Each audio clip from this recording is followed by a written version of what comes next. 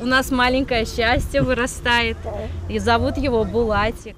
Сейчас, как говорит Ринат Абдулов, он счастливый семьянин. А все началось с нерадостного события – травмы глаз на работе. Руки мужчина не опустил и обратился в фонд социального страхования. На выделенные деньги прошел лечение и получил средства реабилитации. Зрение частично вернулось. Так он устроился на другую работу и встретил будущую супругу. Недавно в семье родился ребенок. Сейчас Ринат Абдулов намерен получить еще одну профессию. В дальнейшем мы планируем учиться, ехать в Кисловодск на массажиста.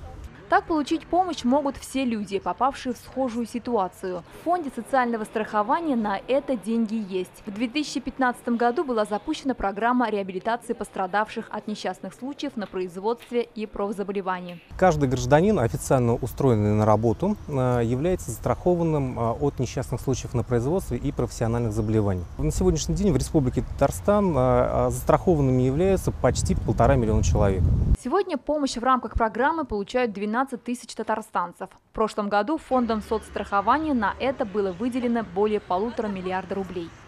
Фариза Мазитова, Дмитрий Аринин, ТНВ, Бугульма.